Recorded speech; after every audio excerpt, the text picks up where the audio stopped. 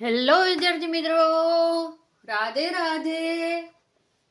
તો આજે તમને ખબર છે કે કાલેથી જ્ઞાન સહાયકના ફોર્મ ભરાવાનું ચાલુ થઈ ગયું છે, બરાબર. તો ઘણા મિત્રોને આપણને કમેન્ટ હતી કાલે, બહુ જ પ્રશ્ન હતા બધાને કે ઘણાને ફોર્મ નથી ભરાતું, ઘણાને ટેટ 1ના નંબર માન્ય નથી આવતા, બરાબર. એ બધાને આપણે કમેન્ટમાં જવાબ આપવાની તો કોશિશ કરીએ જ છીએ, પણ અત્યારે આપણે વિડીયોમાં જોશું કે જ્ઞાન સહાયક ભરવાના છે તો કયા જિલ્લામાં કેટલી જગ્યા ખાલી છે એનું લિસ્ટ આપણે પોસ્ટમાં અને એક શોર્ટ વિડીયો બનાવીને મૂકી દીધું છે, બરાબર. અને અહીંયા આપણા કોઈ ડેટા નથી, આપણે બધા જ એના વેબસાઇટ ઉપરથી લીધેલા છે, એનું વિશ્લેષણ કરેલું છે, બરાબર. તો જો વિડીયો સારો લાગે તો લાઈક કરી દેજો, ચેનલને સબસ્ક્રાઈબ કરી દેજો, અને તમારો કોઈ પ્રશ્ન હોય તો કમેન્ટમાં જરૂરથી પૂછી લેજો, બરાબર. શક્ય હશે ત્યાં લગીને આપણે જવાબ દેવાનો પ્રયત્ન કરીશું, બરાબર.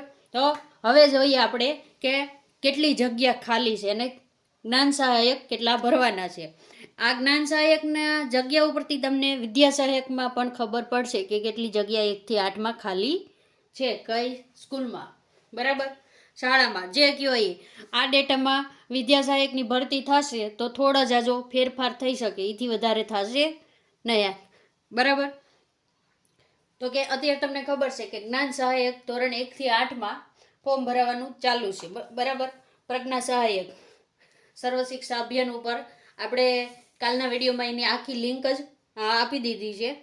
ફોર્મ ભરવાનું છે, એમાં તમે ડિસ્ક્રિપ્શનમાં જશો ને લિંક ઉપર ક્લિક કરશો ને એટલે તમે સીધા જ રજિસ્ટર પેજ ઉપર પહોંચી જશો, બરાબર. તો એમાંથી લિંક જોઈ લેવી. તો આજે આપણે વિશ્લેષણ કરવાની છે કે કુલ જગ્યા કેટલી ખાલી છે, કેટલા જ્ઞાન સહાયક ભરવાના છે, બરાબર. તો અહીંયા જ પહેલાં જોઈએ અનુદાનિત પ્રાથમિક શાળાઓ, બરાબર. અનુદાનિત એટલે ગ્રાન્ટેડ હો.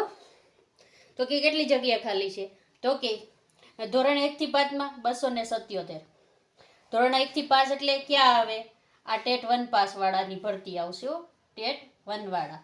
અને ધોરણ 6 થી 8 એટલે જે મિત્રો ટેટ 2 પાસ હોય, ટેટ 2, બરાબર. જો આપણે લખી પણ દીધું, ઘણા પછી કન્ફ્યુઝ થાય છે, બરાબર. તો કે ટેટ 1 પાસ કરેલા હોય એ આ ભરતીમાં આવે, ટેટ 2 પાસ કરેલા હોય એ આ ભરતીમાં આવે, બરાબર.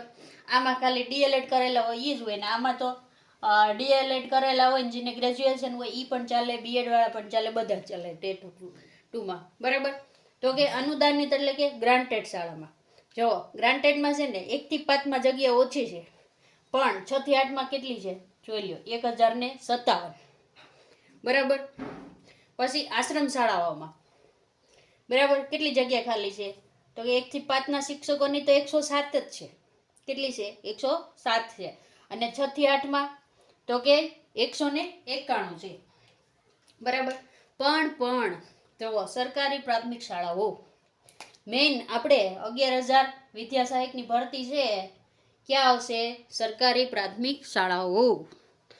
તો તમને ખબર છે આપણને ભરતી કેટલાની આપી છે, અહીંયા આવો વિદ્યા સહાયકની ભરતી કેટલી આપી છે આપણને, તો કે 11,000ની ઓલરેડી આપી દીધી છે, બરાબર, આપી દીધી છે. જગ્યા જો એની સામે કેટલી છે, 11,230 જગ્યા છે, બરાબર. તો આંકડો જેટલી ભરતી આપી છે ને એના કરતાં આંકડો તો મોટો જ આવ્યો ને. તો વિદ્યા સહાયકની ભરતી રહી, બરાબર, એ 11,000 ભરતી થવાની જ છે, પણ થોડુંક એમાં ડીલે થઈ શકે છે, એની જગ્યાએ અત્યારે તમને ખબર છે જ્ઞાન સહાયક ભરવાની પ્રોસેસ ચાલુ છે, બરાબર. તો કે કેટલી જગ્યા છે, 11,230 સરકારી સ્કૂલમાં પ્રાથમિક શાળામાં. એની જગ્યાએ 6 થી 8માં તો કે 2,464 છે, બરાબર. તો ત્યાં પણ મોટો આંકડો છે. પછી મોડેલ ડે સ્કૂલમાં તો કે 1 થી 5માં જગ્યા નથી, બરાબર. અને 6 થી 8માં કેટલી છે, 27. મોડેલ શાળાઓ, બરાબર, એમાં 1 થી 5માં છે નહીં, પણ 6 થી 8માં 149 છે, બરાબર. પછી આદિવાસી વિકાસ હસ્તકની આશ્રમ શાળાઓ, બરાબર, એમાં તો કે 1 થી 5માં કેટલી જગ્યા છે, 291 છે, અને 6 થી 8માં તો કે 427 છે, બરાબર. હવે તમે જુઓ આ બધી ખાલી જગ્યાઓ શિક્ષણ વિભાગમાં અત્યારે કેટલા શિક્ષકોની ઘટ છે ને ખાલી 1 થી 8માં, એ તમને અહીંયા જોવા મળશે, બરાબર. તમે જોઈ શકો છો 1 થી 5 કેટલા શિક્ષકો ખાલી છે? 11,905. એટલે તમે સમજી લ્યો ને, અહીંયા 12,000 શિક્ષકો ઘટે છે અત્યારે. કેટલા? 12,000. અંદાજિત આપણે અત્યારે પ્રાથમિક શાળાઓમાં 12,000 શિક્ષકો ઘટે છે. એને ઉપર અત્યારે કોને ભરવાના છે? આ 12,000 શિક્ષકો ઘટે છે ત્યાં કોણ ભરવાના છે? તો કે જ્ઞાન સહાયક. જ્ઞાન સહાયક ભરવાના, બરાબર. અને આ 6 થી 8 કેટલા જ ઘટે છે? તો કે 4,315. આની ઉપર પણ અત્યારે શું ભરવાના છે? જ્ઞાન સહાયક. આમાં છે ને 6 થી 8 છે ને ભરેલા જ પણ છે, બરાબર. ઘણા મિત્રો છે ને એ 6 થી 8 અત્યારે જ્ઞાન સહાયકમાં લાગેલા છે. તો એ મિત્રોને શું કરવાનું? એનો કરાર રિન્યુ કરાવવાનો હોય છે, અને અથવા તમારે નવું ફોર્મ ભરવું હોય તો તમે ભરી શકો છો, બરાબર. તો કુલ જ્ઞાન સહાયકની જગ્યાઓ તમે વિચારો તો કેટલી થઈ ગઈ? 11,905. તમને શું લાગે છે આટલા બધા જ્ઞાન સહાયક મળી જશે? જ્ઞાન સહાયક માટે શું છે ક્વોલિફિકેશન? તો આ વખતેથી તમને ટેટ 1 પાસ વાળાને ફોર્મ ભરવા દીધા, બરાબર. અને 6 થી 8 તમારે જ્ઞાન સહાયક બનવું હોય શું હોય? ટેટ 2 તમે પાસ હોવા જોઈએ, બરાબર. એ તમારી લાયકાત છે. એ બધું આપણે આગળનો એક વિડીયો આજે જ બનાવવાના આવશે, તો જોઈ લેજો, બરાબર.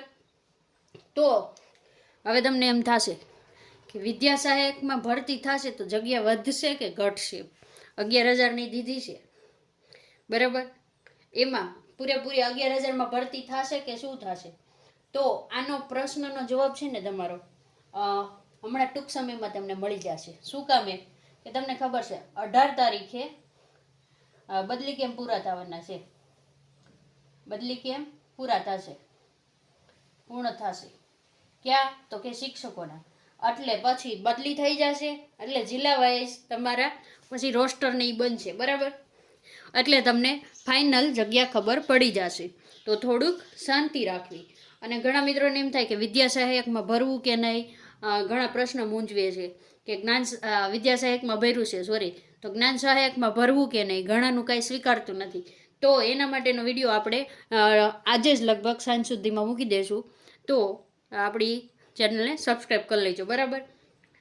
દરેક અપડેટ તમને આમાંથી મળી જશે. તો આ તો આપણી જગ્યાઓનું વિશ્લેષણ. એટલે જે મિત્રો જ્ઞાન સહાયકમાં નથી ભરવાના એ શાંતિથી રાહ જોજો, કારણ ટૂંક જ સમયમાં વિદ્યા સહાયકની ભરતી થશે, એનું PML પણ આવી જશે.